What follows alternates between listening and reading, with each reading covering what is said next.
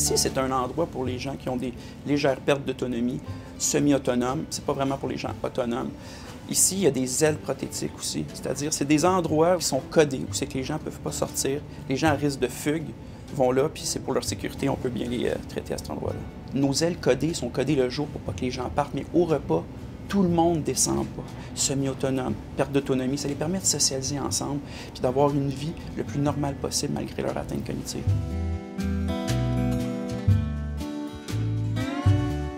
Ce qui nous démarque des autres résidences, c'est qu'ici, il y a beaucoup de soins qu'on peut prendre en charge pendant longtemps.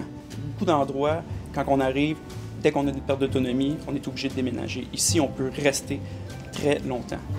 La force, c'est l'expérience qu'on peut avoir, puis toute la structure qu'on a, puis surtout toute la main-d'œuvre qu'on a et l'expérience qu'on a. Notre service est vraiment personnalisé ici. Il y a 103 chambres, puis au-dessus de 60 employés. Puis ici, il y a une ambiance extrêmement familiale. On appelle tout le monde par leur nom, tout le monde se connaît parce qu'on n'est pas une immense résidence. Ça, c'est très, très agréable pour les gens, surtout ceux qui ont des pertes cognitives. C'est plus facile pour eux dans un milieu où ils se connaissent, qui ont leurs habitudes, puis qui voient toujours les mêmes employés.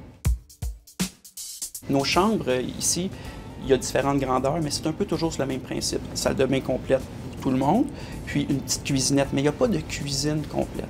Tous les gens descendent en bas, venir manger, c'est pour une raison, entre autres, de sécurité et de socialisation. On ne veut pas que les gens restent dans l'appartement toute la journée. On veut qu'ils descendent, qu'ils viennent voir le monde, puis qu'ils mangent bien, parce que souvent, dans leur appartement, ils vont avoir tendance à moins bien se faire à manger, puis que ça soit moins nutritif, puis nous, bien, on veut qu'ils soient en bonne santé. Il y a un autre point fort à la résidence Château-Vincent-d'Indy, c'est vraiment l'alimentation. Ici, là, on a plusieurs repas à la carte, plus le repas du jour. Tout est fait maison, même les desserts. On a des fruits et des légumes frais. Vraiment, la nourriture, là, c'est un autre niveau. On offre évidemment toutes les activités traditionnelles, là, poche, bingo, tout ça, mais ce qui est intéressant, c'est qu'on offre d'autres sortes d'activités pour les gens qui ont vraiment plus des atteintes cognitives, comme des jeux de texture qui leur rappellent des événements dans leur vie ou la musique. La musique, là, à tout âge, c'est bon. Que tu aies des problèmes, que tu sois autonome, non autonome, la musique, ça te rappelle toujours des souvenirs d'enfance, puis il y a des activités de musique à tous les jours. Puis il y en a qui sont vraiment spécifiques aux gens qui ont des pertes cognitives au 3e étage.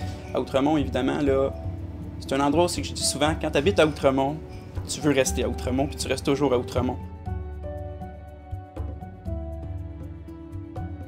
Ce qui me rend fier, c'est qu'il y a un haut taux d'occupation, puis ça prouve que les gens sont bien ici, puis ça prouve que les gens, que ce soit dans les hôpitaux, les travailleurs sociaux, les familles du coin, tout le monde sait qu'on offre un bon service. Puis c'est ça qui est le plus important, c'est le service à nos résidents.